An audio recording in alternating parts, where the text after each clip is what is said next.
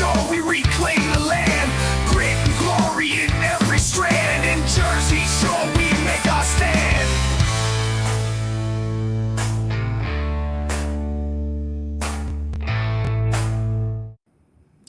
Hello, everyone, and welcome back to another episode of the Jersey Shore podcast. That's S-U-R-E because we are always shore. Brought to you by the Great America's Pulse Network. We have a special guest coming on who I'll introduce after the breaking news and the monologue. But before I get to the breaking news, I just want to say I hate the fact that I don't want the whole show to sound doom and gloom, but a lot of bad things happen. So we're going to try to pull whatever good we can out of this, but it's just some horrible things happened over the weekend. You have two mass shootings over the weekend. One at a restaurant in North Carolina with 3 people killed and 5 others injured in what is being called a highly premeditated attack. The suspect served in the Marine Corps, and reports from people that were close to him say that he suffered from PTSD. So that's one story. I don't name the shooters because they don't deserve it, and that's a problem. Like I don't want to give them any credit for killing people, and I don't want to have them go down in history. That's just me. So, and another man in Michigan drove his truck through a Mormon church, lit it on fire with gasoline, and killed 5 people and injured 8 others. The gunman was killed by police, and he also served in the Marine Corps. And reports say that he suffered with drug addiction. So there's a lot of problems there. I mean, I'm nothing against the Marine Corps, but it's just we have to look at and help these people, because I'm sure they suffered some kind of trauma when they were I think one was in Iraq, one was stationed in Japan, but I don't know if he was ever in battle. But either way, I don't know everything about it. They're still trying to figure what the motives were, but it's a problem, and I think that our country, we're so much SSRIs and drugs and stuff like that. I think we need to pay attention to it. There's an epidemic of this stuff. We have a looming government shutdown because Democrats, wait for it. Democrats want to reinstate free healthcare for illegal aliens paid for by the American taxpayer. Now, not me. I don't want to pay for it. If you're illegal, my health insurance it costs enough. I was just in the hospital back in March, and no, I'm sorry, because my copay's stacked up. We have Seth, who we talk about on the show all the time, and we'll talk about his GoFundMe at the end of the show. He's got hospital bills going through the roof. So, and he served, he was in the Navy, and he had a lot of problems with his foot, spent many times in the hospital, and he was just in the hospital again over the weekend. I mean, the guys, no, illegals, no free healthcare, no free anything in this country. You shouldn't be here. Do it the right way. And then I guess this is a good thing. Trump proposes a trilateral agreement with Israel and Qatar. Not directly with Hamas, but he's trying to use Qatar to talk to Hamas to end the war. Trump has stopped, I think, 6 or 7 conflicts and wars since he's been in, which is awesome. So he's looking for peace, and that's a good thing to have a president that doesn't want war. He wants good things for his country, wants good things for the rest of the world. So that, I guess, it's a good part of that breaking news. So, but I just want to roll it down for you. Here's the monologue. I'll try to get through it real quick. And there's a lot of left-wing violence that is going around right now. And I know that there's an Axios poll out there that if you look at it, it says that the left-wing violence is up for the first time in 30 years. I mean, they called it right-wing violence before, and probably was. Who knows? I don't know how they labeled it before, but anyway, these are some of the things. I mean, we got March 2020. Well, this is just this year, but I'm going back to March 2023. March 2023, Covenant school shooting by a former student that identified as transgender. The media barely covered it because it looked bad for their narrative, the left narrative. In December 2024, Luigi Mangione allegedly, I got to say allegedly because they're not convicted yet, gunned down, in cold blood, United Healthcare CEO in New York, left wing, from like some kind of heroic Robin Hood. According to an Emerson College poll, at a staggering 41% of people between 18 to 29 years old said it was acceptable or somewhat acceptable. That's to kill a man in cold blood. So January 27th, the man carrying Molotov cocktails was arrested at the Capitol. Said he was planning to kill Secretary of Treasury Scott Bessent, Defense Secretary Hegseth, and House Speaker Johnson. So there's another one. February, the Tesla takedown, burning Teslas protest. We actually we covered one of them in Cherry Hill. We were talking to people, tried to interview them. I mean, they were completely radical, crazy people out there, paid to be there, by the way. And but they were just another thing. They're trying to burn down Teslas all over the place, even dealerships. More left-wing violence. April 2025, Josh Shapiro's the governor of Pennsylvania, his official residence, which is the governor's mansion, was firebombed. And that was because of more left-wing violence. It was from someone who was Shapiro still won't call it left-wing violence because he won't go against his own party because it was somebody that was pro-Palestinian, and that's why. And it's fine, we won't be pro-Palestinian, but pro-Hamas is bad. But whatever. But yeah, it was another terrorist attack on a Jewish person who happened to be the governor of PA. In May, the murder of 2 young Israeli embassy staffers who were gunned down outside the Jewish museum. The alleged killer is a 31-year-old man who was quoted, free Palestine. June 2025, an illegal immigrant from Egypt allegedly firebombed a peaceful Jewish protest in Boulder, Colorado, that died. There was a woman who died from her injuries weeks later. So she was 82 years old and a Holocaust survivor. Also in June, a pro-Palestinian activist was arrested for allegedly torching 11 police vehicles in New York. June was a busy month as well because the mob of anti-ICE protesters almost burned down and destroyed LA, and the Democrats unanimously voted against condemning the mostly peaceful riots. We've heard that before, where they burned cars, threw bricks at officers and federal agents, and looted stores. House Majority Leader Hakeem Jeffries said he will not be lectured by extreme MAGA Republicans about questions of law and order. And that's, again, another thing. We're going to get into what I think the problem is. In June, also, Minnesota lawmakers were gunned down by a Democrat, and they blamed it on the right. I mean, if you look at it, the guy worked for Tim Walz, and he said that Tim Walz told me to kill my demons. And there's a story behind that. We talked about it before. I remember on another show. But the reason why he did it is because he didn't agree with them voting for something that was right wing, that was Republican. So on July 11th, anti-ICE chaos at a marijuana farm in California, where ICE clashed with protesters, and the left were so up in arms, even though they had like 30 plus illegal immigrant unaccompanied minors there. And by the way, that business donated money towards Gavin Newsom's campaign, by the way. So there you go. August 27th, 2025, at the Annunciation Catholic School, shooting by a transgender with leftist ideologies. Then Charlie Kirk's assassination, of course, by a left-wing furry dating a transgender. And then what I talked about in the breaking news as well. So that's my monologue. We have a problem here in the United States, and it is more left-wing violence. It's more prevalent now. And any political violence is wrong. But when the left comes out and our elected officials, they come out and say, we don't condone political violence at all. But then they go right back into it. So, and we'll get to some clips later on to talk about that. But let's go into our first Hammer segment. All right. So the first Hammer segment is Trump deploys troops to Portland to protect ICE. I'm sorry. So, and I want to bring in our guest. I got a special guest here. His name is Jason Cullen. So let's bring him on. Hello, Jason. How you doing? Doing fantastic, Damon. Listen, thank you for having me on. And I really appreciated that Patriot of the Week award a few weeks ago, man. It was really awesome. Thank you. No problem. So, and for all the listeners out there, if you have any questions, you can go in the chat and you can and make some comments, ask some questions if you want.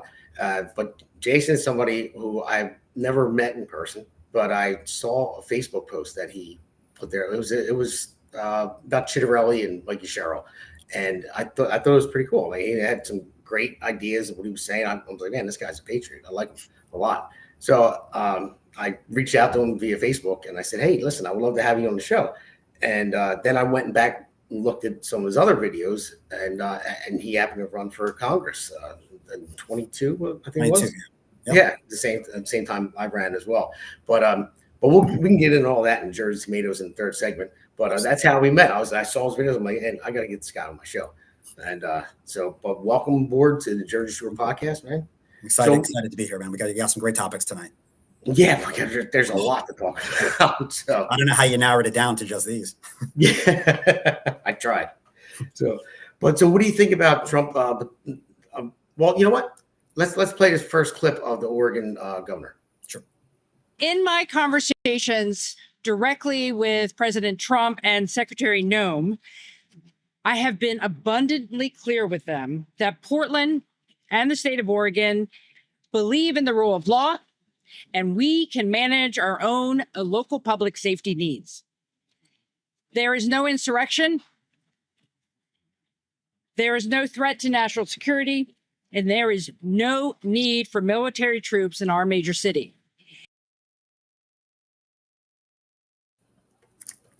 It's a good thing my microphone was off, because when she said they believe in the rule of law, I was laughing pretty loud. I know. What do you think about that? I mean, you look at this summer of love, what happened in Oregon, and the autonomous zones and everything else, and then, come on. So it's the exact opposite of everything that they say, which is usually the case.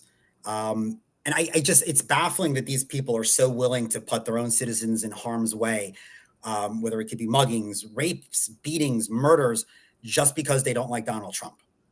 Okay.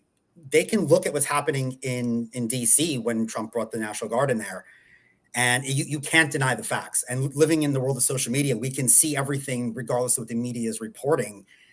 Mayor Bowser had to admit that what President Trump did worked and was right.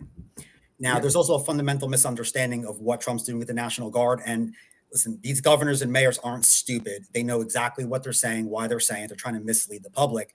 The president does have the authority to send the National Guard into a state to protect federal property. That is all that the National Guard is doing. They're not actually out there enforcing laws. They're not acting as police officers on the street. So first and foremost, they're lying about what's even going on. Okay. Yep. There was also a time back when Biden was in office that Mayor Bowser even requested the National Guard to clean up and help with the violent crime in the city, because it was too much. And nobody was saying, hey, Mayor Bowser's calling for authoritarianism. She wants Biden to take over the city. They understood the problem because they were the ones in charge. Now that Trump's in charge, they have to rewrite reality right in front of us. And this is what they always do. In years past, what they used to do was, years later, they would try to rewrite history. Oh, it was the Republicans that were the party of this, and the Republicans did this and that. Now we're watching them rewrite reality in real time. But thankfully for social media, we're able to really actually see what's going on. The media is losing so much power, and that scares them. And maybe that's why they're doubling down so much. I mean, can you imagine how good these mayors and governors would look if they just worked with Trump? They don't have to kiss his butt about it. They can say, listen, we do have a little bit of a problem here. We saw what he did in DC. We would like to work with him for that. And they can make it perfectly clear. Well, we're not going to allow police activity, but we're okay with them coming in, being a presence, working as a deterrent, and helping to quell some of the violence. I think they'd win re-election if they did that. I'm surprised they're committing political suicide over this. Yeah, I just don't get it. Like I said before, I don't when we were talking before the show, I don't know why they double down on 80, 20, 90, 10 issues. They're just stuck. And I think like this political violence that's going on with some of the left, and why they keep spewing this rhetoric, is they're afraid. They're losing. They're losing big time. And that's why they keep saying it. That's why they say they don't condone it, but then they'll turn around the next day and say, oh, Trump's Hitler, is a fascist, and over and over again. And I don't understand it, because it is political suicide. But they should work with Trump. I mean, I don't know. I guess there really is something to TDS, the Trump derangement syndrome. They really can't handle it. So it's got to be something even beyond that. It doesn't make sense what they're doing. Yeah. It's got to be beyond TDS. I don't know what it is, but this is why the Democrat Party needs to be voted out of existence. They are destroying this country. And again, thanks to social media, thanks to alternative medias, we're able to actually see what they're doing. And we can see through the lies that we're getting from the media, who's just working as a mouthpiece of a political party. Yeah, no, you're absolutely right. I mean, that's why we do this podcast. That's why we have the America's Pulse Network, because mainstream media, they're full of BS. And Democrats, now I call like normal Democrat. I used to be a Democrat back in the day. I'm in the Carpenters Union, and I was, told to be a Democrat. And this is, they're for the working people, which now they're not. Maybe they were, but I call normal Democrats like Reagan Democrats, the common sense Democrats. Right. But you see, we have like 2.4 million, 2.5 million Democrats that just switched to Republican throughout the country. And there's a ton in New Jersey too. I don't have that number. I have to look it up, that have switched as well, because they're realizing that this party is insane. They believe men can become women, women can become men, and they want men to play in women's sports and take away scholarships and medals from women. It's ridiculous. And people were looking at it and they're saying, all right, we're done with this. We want to go back to normalcy. And I don't know why they keep doubling down on this stuff. Maybe because they're so far past the line they can't figure their way back. That's another big thing too. It's like with that, in that vein, these mayors in these cities, by them asking for the help or accepting the help, it's proving that everything they did was wrong. They're actually at fault. It's their policies that led to all this violence in their cities. So that could be a part of it too. To the point, they've gone so far, there's just no way back for them.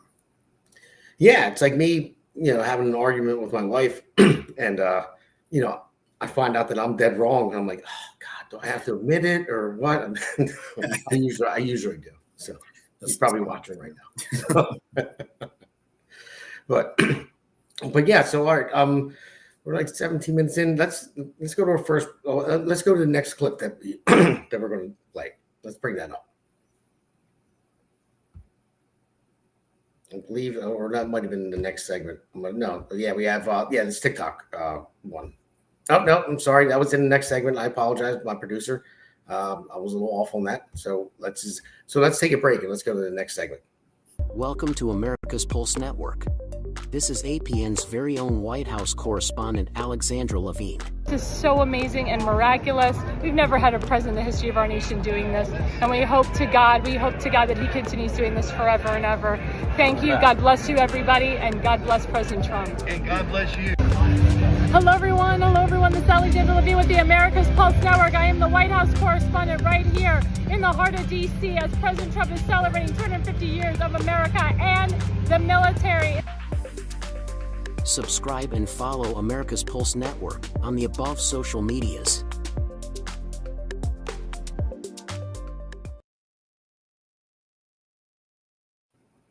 All right, everybody, welcome back. And listen, you guys, all the listeners out there, like and subscribe. If you're watching on Rumble, YouTube, X, Facebook, whatever it may be, you can like and subscribe to the America's Pulse Network and also the Jersey Shore podcast. Now, this next segment is Trump targets organized left-wing violence. Now, they kind of merged together in the first one and the second one, but so many other things have happened as well, so we might go off base a little bit. But let's play the first clip here with this segment. Democracy. Check yourself. And don't give me this both sides bullshit. Mr. Director, I want to ask you. Tell me if each one of the following perpetrators or alleged perpetrators were acting from a left-wing or right-wing political violence. The man who tried to kill Republican congressman at the congressional baseball practice, nearly killing House Majority Leader Steve Scalise. Left-wing or right-wing violence? Bernie Sanders. Sir, I believe it was a left-wing ideology. Okay. Burned down cities during the Summer of Love in the George Floyd riots. Left-wing violence or right-wing violence? Sir, I'll rely on you on these. I don't have off the top of my head. I'm sorry. Okay. Left-wing. The Waukesha Christmas Parade massacre. Left-wing or right-wing violence? Left-wing. The Lee Zeldin stabbing attempt. Left-wing or right-wing? Left-wing. The Covenant school shooting in Nashville. Left-wing or right-wing? Left-wing. The Butler, Pennsylvania assassination attempt on President Trump. Left-wing or right-wing? Left-wing.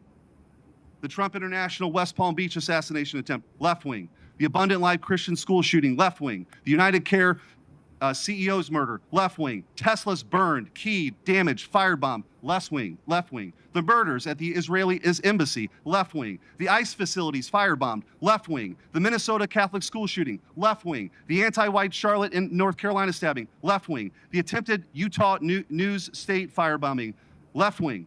And now, of course, the culmination of this vile trend, a left-wing assassination of Charlie Kirk.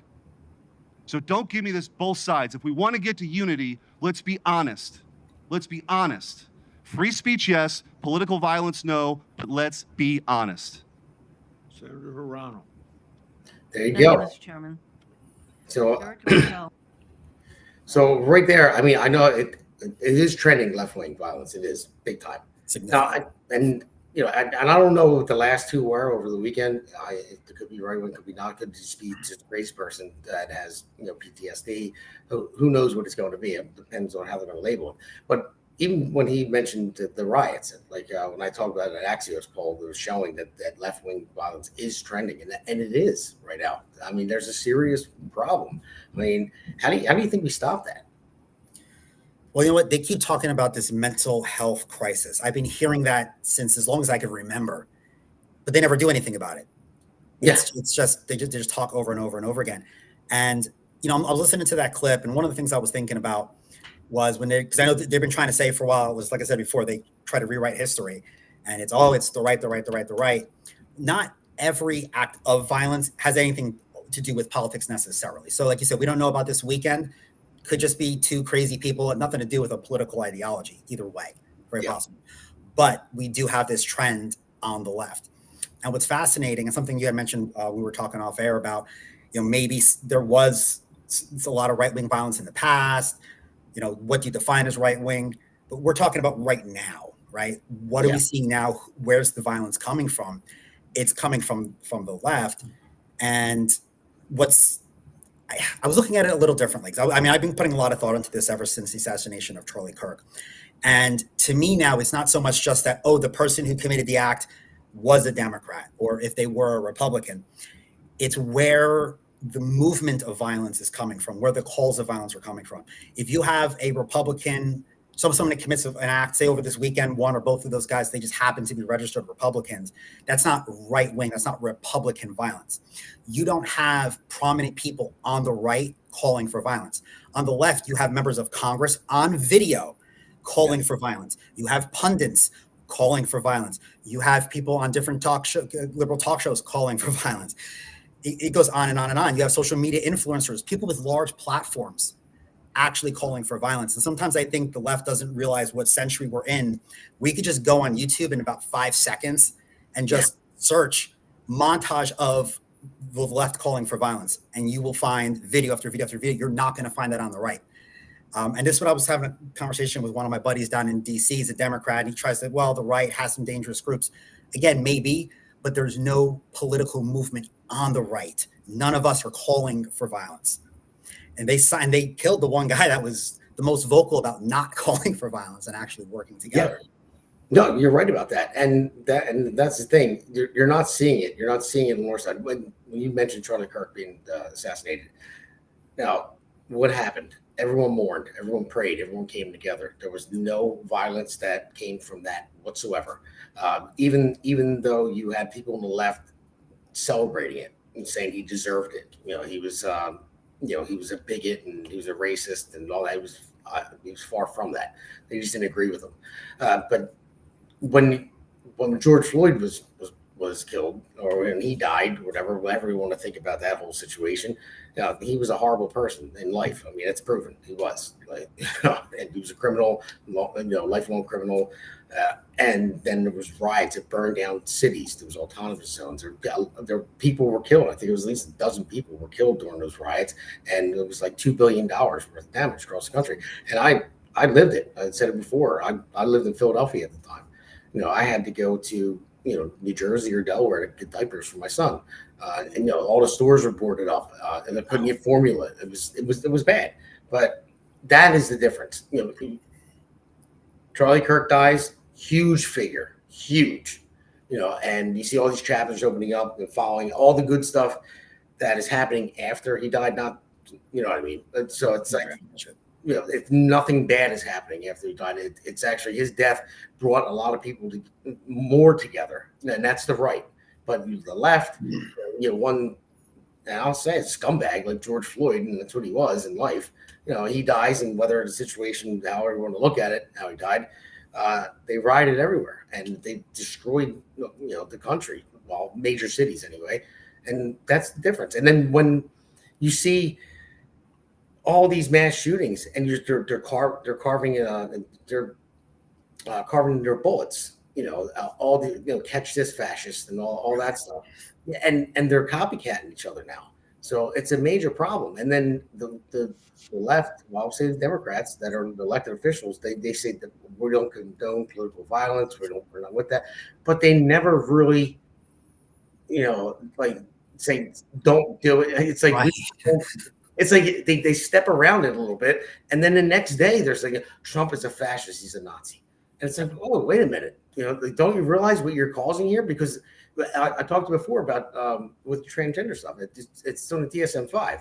It's gender dysphoria. It used to be called a disorder. They changed it in like 2002 to dysphoria. But either way, it's still a disorder. It's a mental illness. So when you prop them up and you tell them, men can be women, women can be men, and anyone on the right, conservative Republican says that's not the science. They can't be. And then the left tells them, well, they're trying to destroy your soul. They're trying to make sure you don't exist to them. So, and they already have a mental illness. It gives them it's kind of like a permission structure, and that's what it is. And it gives them that permission in their minds to go and do something like this. Absolutely. So you had two thoughts just popped into my head. So you said some brilliant stuff there.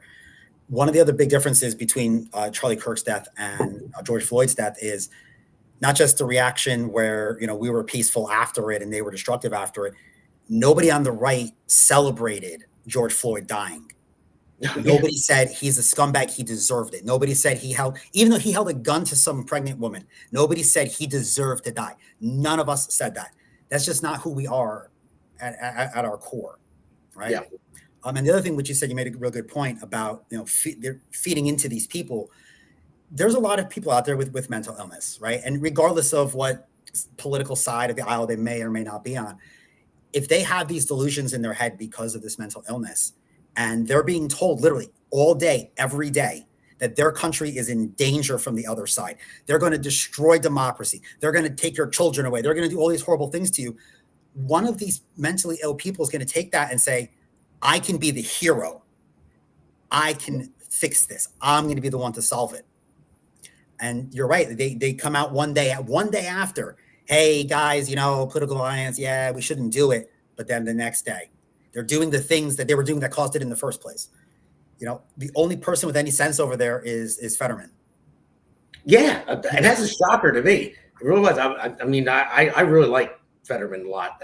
Being a Democrat, when he first beat Oz, I was like, wow, man, this guy can't even talk. And I'm like, what? And then when he, got his mind back together after the stroke, I was like, wow, he's actually being like common sense. Yeah. Even though he doesn't agree with, he is a Democrat. He doesn't agree, but that's how it should be. Like, he's common sense, right?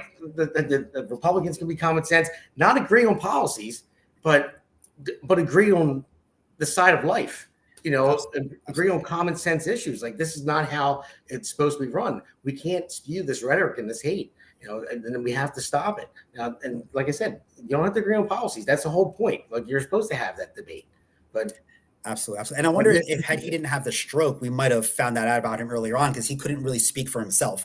So you had the far left speaking for him, you had the media speaking for him. And I remember once he started healing up, I remember in an interview him saying, I never said I was far left. Like, you guys said that.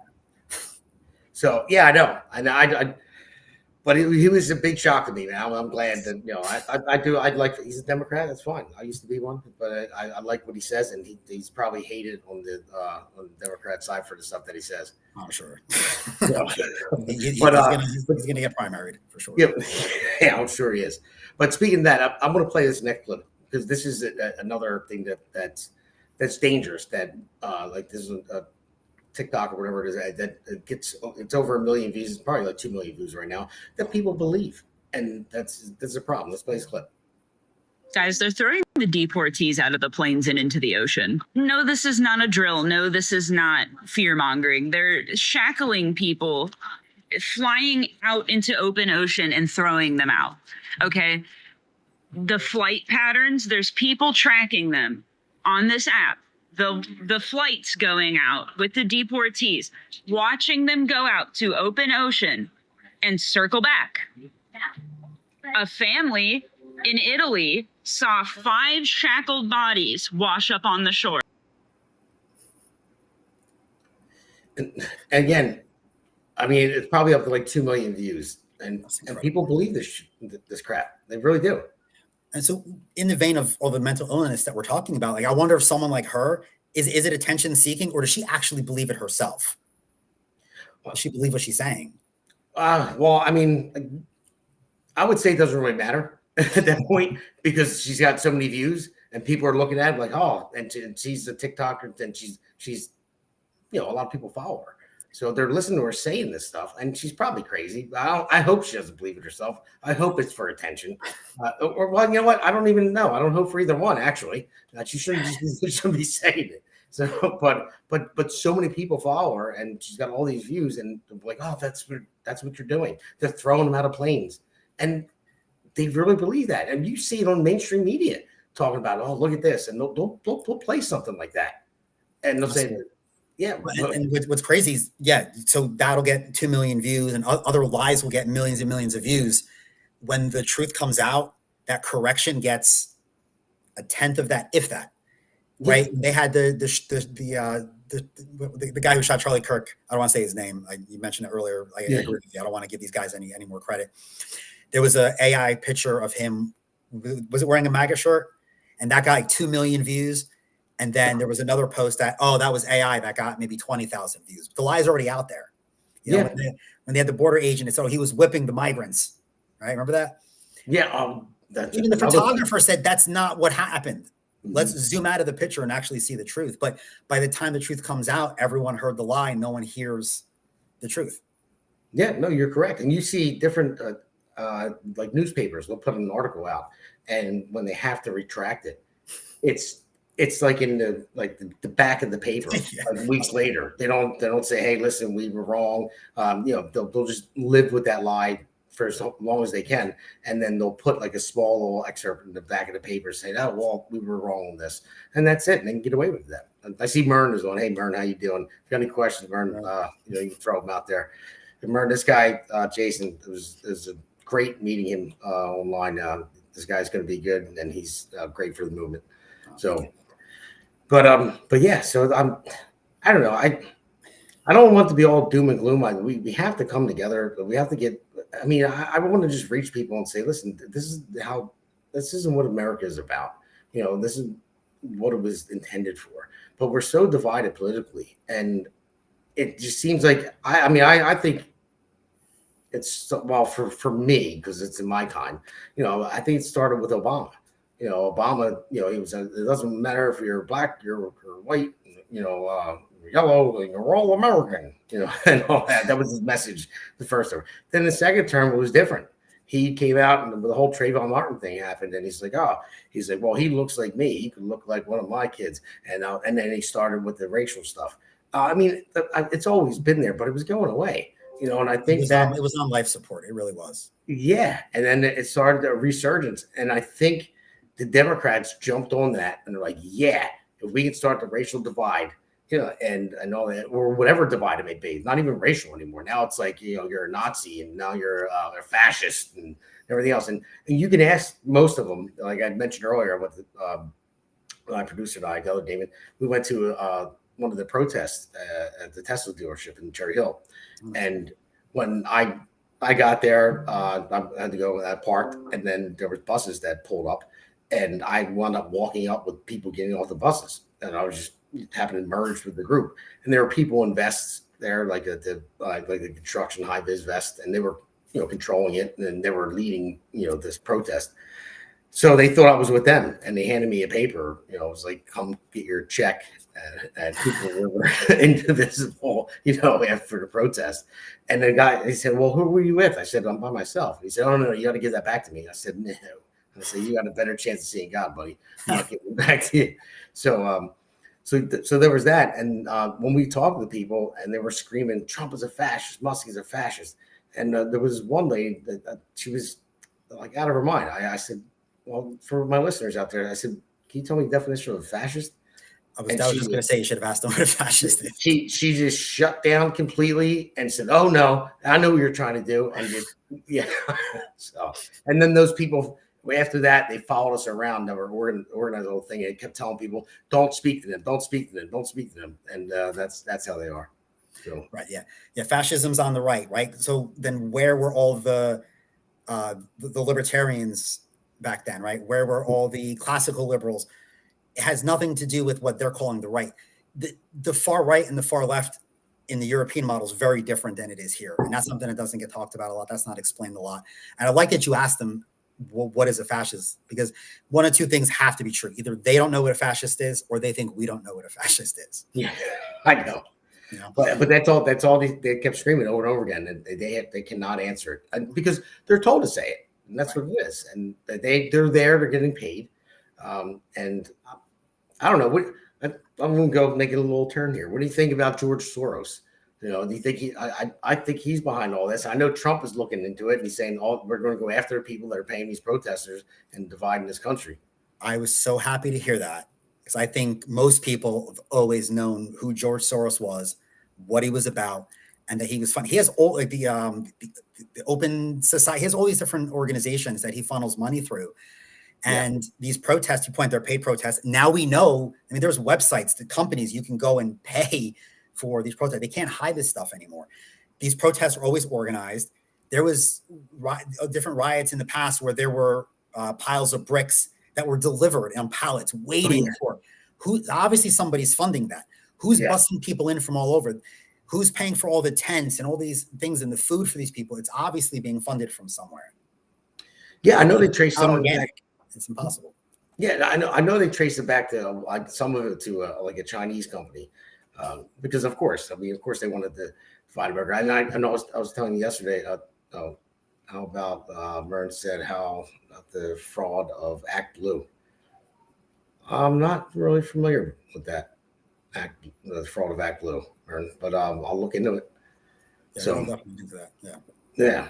So you tell me later about it. So, but anyway, so when definitely I talked to you yesterday. I lost my train of thought. January 10th, 1963, the communist manifesto that I mentioned to you, that they came up with Congress listed all of these things that the communists want, how to divide America from within, because we're surrounded by vast oceans. We're a powerful country. We're the most powerful country in the world. Like, you're not going to divide. You're not going to take this country over from outside. It's not happening. But if you divide it from within, and it was roughly around 50 different things that's listed on there. So anybody that's listening, go Google January 10th, 1963. And I heard that from Ben Carson when he was doing the interview. I was like, wow. And I looked at it and was like, holy crap, all this is going on right now. That's what they're trying to do. So yeah, and to that point, I would encourage all your viewers, go onto Google, pull up the 10 pillars of communism, and then pull up the Democrat platform. And look at the parallels, right? Yeah. And pull up the Republican platform along with it, and you can see the differences. They are the party of communism, and they didn't used to be, right? I mean, if you look at Trump, Trump's the 1970s JFK Democrat, right? Yes. Yeah, I mean, this is the Democrat Party is not the party of their parents anymore. No, not at all. And they've been completely taken over by globalist Marxists. And you actually made me think of something else a few minutes ago. You're on a roll. I didn't want to stop you. About them going so overboard, right? They're scared of something. I think they're scared of the far left. They're going to get primaried. They're going to lose their seats. They have to placate and have all this performative theater, right? Our generation and younger, we don't really care about skin color. We don't care about your sexual orientation, where your country you're from. We don't care. I was talking to my wife just recently. We were talking about, I miss the 90s. everybody just got along. Nobody cared. We were all cool. Even and politics, nobody cared. Oh, you're a Democrat, Republican. And what was the arguments? It was about policy. Yeah. That was the argument. So they were either going to have to try to come up with some new radical thing to divide us because the next generation doesn't care anymore, or they were going to have to go so far, go nuclear, even if it potentially may end up blowing up themselves. I think they feel like they had no choice. They have to go this far to divide us. Yeah, I think so. And I think, like I said before, most of the common sense Democrats are stuck. They're too far beyond the line, and they don't know how to get their way back. Because you look at them endorsing Mamdani, in New York. That dude's an open communist. Like, I mean, he's anti-American. He's anti-white. I mean, he says these things, and he's still going to get elected. Well, good luck, New York. I'll tell you that. The one positive out of that, the entire country will get to see socialism fail on the biggest stage in the country. Oh, that's the positive about it. Yeah, but the greatest city in the world, pretty much. I'm not that fond of New York. I'm a Philly guy, so that's why. But seriously, the greatest city in the world, the stock exchange there. I mean, look at what's going to happen. Everybody that has a business, everyone that makes money there, when he's going to go tax the hell out of them, they're going to leave. They're going to go to Florida. Maybe they'll come to New Jersey. Come to New Jersey. We'll treat you better when Jack Chiarelli gets in. So absolutely. But all right, man. Well, listen, we'll take a quick break, and then we're going to go into Jersey tomatoes and talk about how New Jersey is politics are shifting. Perfect. Hi, I'm Constance Ditzel. And I'm Nelsa Gonzalez. Together, we're running to represent you in New Jersey State Assembly, Legislative District 5. Did you know that New Jersey schools can keep a secret file if your child begins a gender transition without ever telling you? Or that lawmakers are pushing a bill that allows 14-year-olds to receive mental health counseling without a parent's knowledge or consent. Even suicide hotlines aren't required to alert parents when their child is in crisis. Parents deserve a voice. Families deserve transparency. We need legislation for the next generation.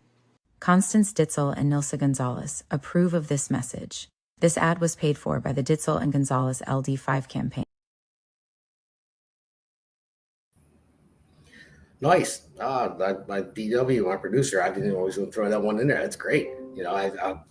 Constance and Nielsen are awesome. They're running for assembly in LD5.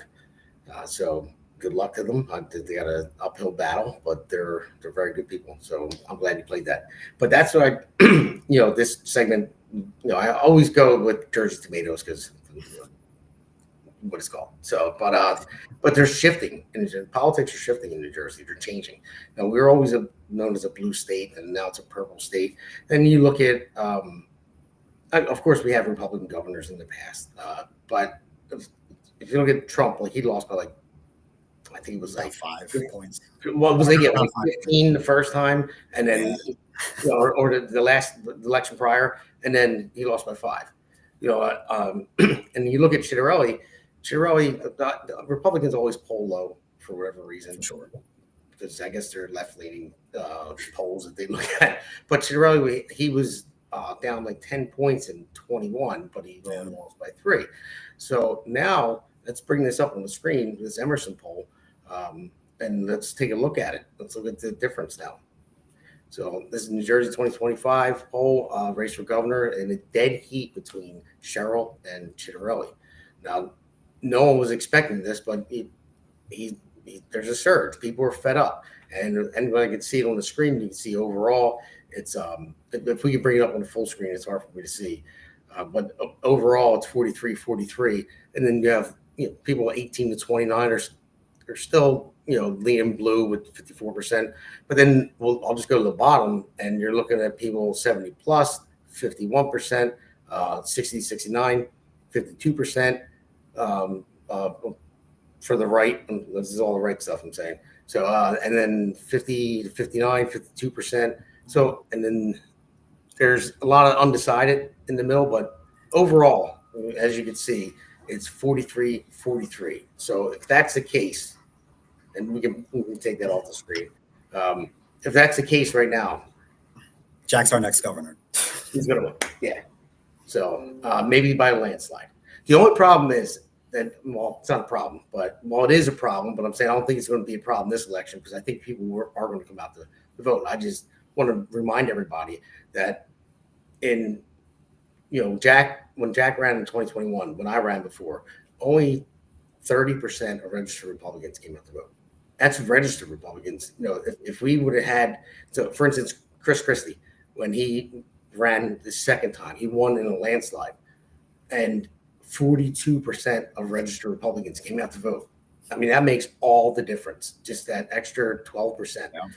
And I never even looked at it that way. I'm like, oh, well, I figured in my head before, probably 70% of the people that are registered will go out to vote, but no, not in New Jersey anyway. It's only like 30 to 40%. So if 40 to 45% of registered Republicans come out to vote, then it's a win. Absolutely. And there's also specific groups too if they come out. If gun owners come out, right? Mm-hmm. If Christians come out, there's all these groups that just have such low voter turnout. And I mean, it's as simple as if we come out, we win. We really truly do. Yesterday, I was out knocking on doors for Jack, and I'm talking to people, and I was in Freehold Borough, which is a very blue area. And I was asking about what are some of your issues within New Jersey, like how things are being run. The most common answer I got was everything. All right, easy enough. All right, well, are you gonna vote? And it's not just about Jack, right? I mean, the governor's race is the headline. The fine print's the legislature. The Democrats have a supermajority in the Senate. I believe they're 2 seats away from a supermajority in the Assembly.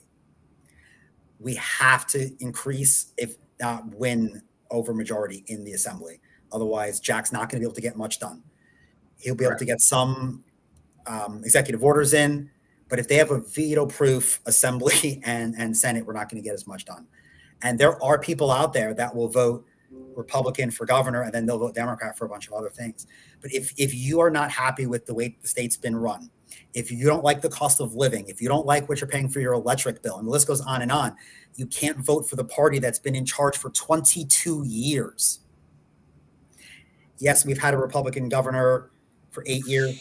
The Democrats have been in control of the state legislature for over 2 decades. We are where we are because of their policies.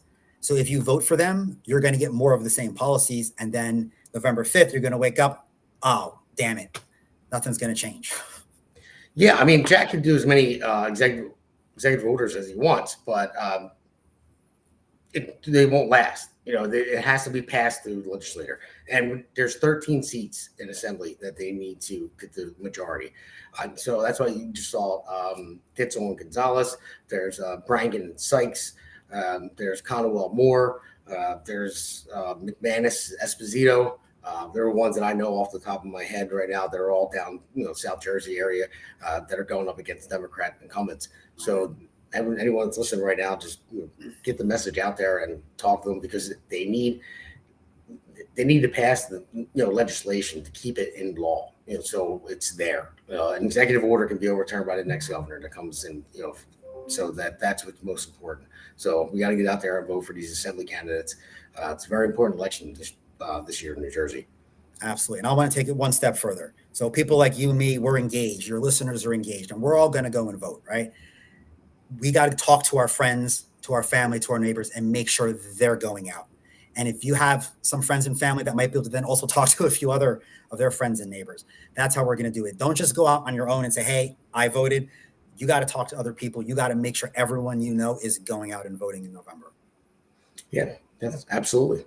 And so before we go into my ward segment, Brandon, you want to be at District 8? Thank you, Maren, for putting that up there. So before we go into the ward segment with the Patriot and Loser Award, I do. So mentioned before, you ran for Congress at the same time I did in 22. And that's, I saw that in the videos. When I saw your first video, when you put something about Jack and you said we don't need Mikey Sherrill, whatever, it was something along those lines. It was pretty good. I was like, man, I got to get this guy on my podcast, man. So that's when I messaged you, and then we started talking. And then I saw your other videos and saw that you ran for Congress. Now, I'm not putting you on the spot. Don't have to answer it, but I would love for you to run for Congress again. So it's up to you. Just don't say anything at all, but think about it, because I think you're a good guy, and Thank you very much. And I think you're a patriot. That's why I gave you the Patriot of the Year award, or the Week award.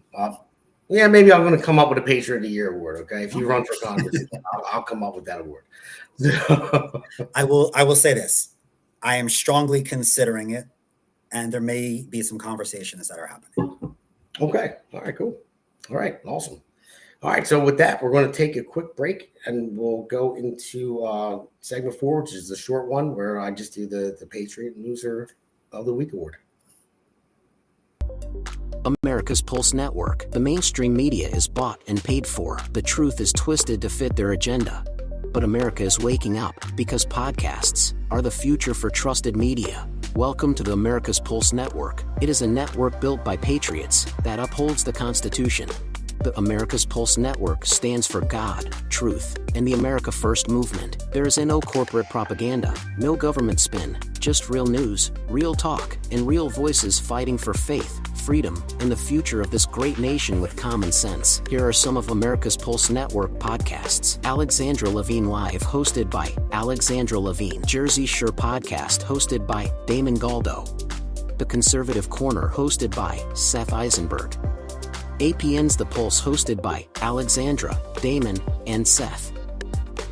So tune into America's Pulse Network on the following social media platforms: X/Twitter, Rumble, Truth Social, Facebook, and YouTube. Join the revolution, because the pulse of America beats for God and country. America's Pulse Network is for faith, family, freedom, and truth.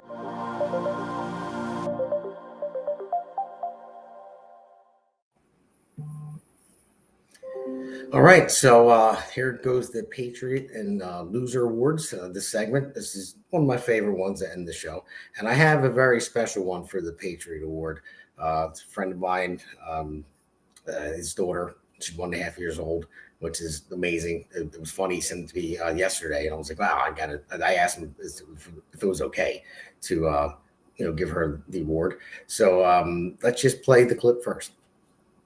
Do the Pledge of Allegiance. I pledge allegiance so much. United States of America. Your opponent. And what's the stairs? When listen, or God, invisible, and yummy, and God bless America. Oh, wow.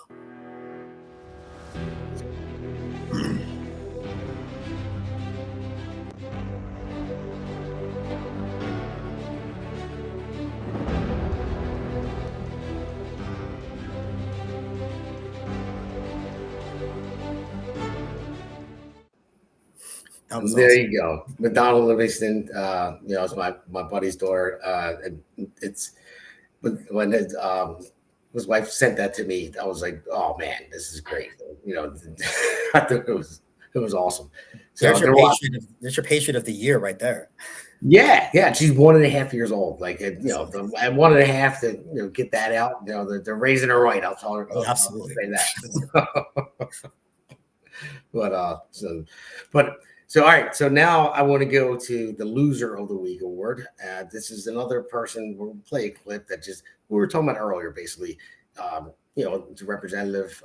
I'll just say now, Ayanna Pressley, that say one thing, they condemn violence, and then go right back to Trump's trying to he's racist against black women and trying to hold them down and say it's like more rhetoric that they dispute. It's going to cause dissent between this country. So let's play this clip.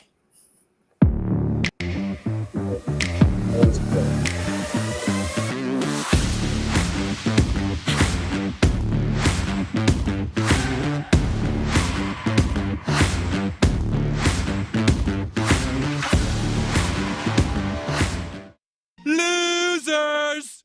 Losers!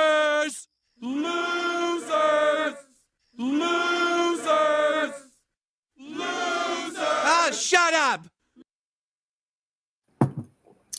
Well, there was like an Ayanna Pressley clip where she said that Trump was trying to like hold down black women, but we don't need to play it. But yeah, that says it all. Loser. You know? Definitely a loser. Yeah. I concur. So, hey, listen. Before we get off, tell people where they can find you, your social media, and all that stuff. All right, absolutely. So on Instagram and Twitter, it's Cullen for Liberty with the number 4. On Facebook, just search Jason Cullen on there. You wouldn't have to search by town. There's a lot of Jason Cullens out there. I live in Manalapan. And yeah, I mean, give me a follow, and, looking forward to chatting and meeting a lot of you out there. Yeah, and everybody pay attention. If you live in LD3, I guess it will be. If he happens to run, if somebody convinces him to run, I know I'll be behind him. And pay attention, because we'll be definitely back on the show. It'll be great. Listen, thank you very much for coming on. I really appreciate it. True Patriot. That's why I gave you the Patriot Week Award as well. But you're a man. Thank you very much. Thank you, man. I really appreciate it. This was a blast. I had a lot of fun. I'd definitely love to come back. All right. Awesome, man. So let's go into the GoFundMe for Seth right now. So and Seth, like I said again, he hates this, but we're doing it anyway. I call him the angry pirate. He hates asking for money, and he doesn't. He won't even do it on his own show. So we do it for him. Seth, but again, he was in the hospital again with his foot. I think Seth, you should just cut it off at this point. No, I'm joking, obviously. But he had to go back in the hospital again because of it, and the hospital bills are piling up, and he use some help. So if you can, $5, $10, whatever you guys can afford, if you have it in your hearts to, help Seth out, he could use it. So, all right. So with that, guys, you'll see the rest of our shows and all the outros after this. And thank you very much. And I will catch you guys again on Friday. Well, no, I'll catch you on Wednesday on the Pulse. I'm sorry. The Pulse on Wednesday, and then Friday back to Jersey Shore. So have a good night, everybody. The APN's The Pulse podcast is hosted by Alexandra Levine from the Alexandra Levine Life podcast.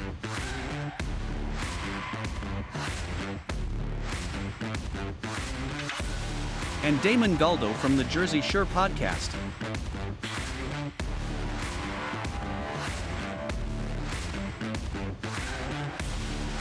And Seth Eisenberg from the Conservative Corner podcast. Also, there will be 2 additional guests on every episode. The Pulse is live every Wednesday at 8 p.m. Welcome to America's Pulse Network.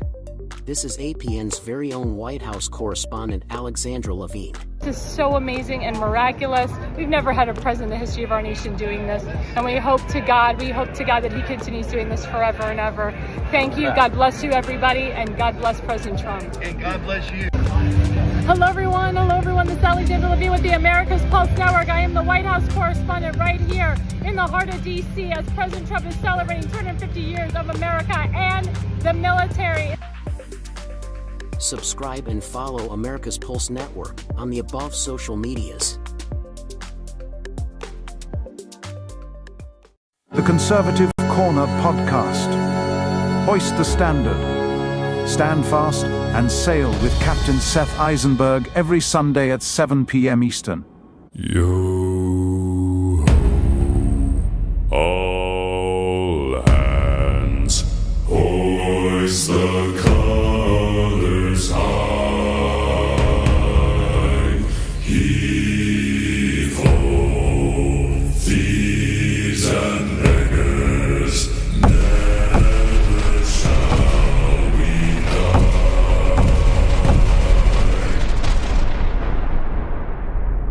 Now some have died and some are alive, and others sail on the sea with their keys to the cage and the devil to pay. We lay to fiddler's grave.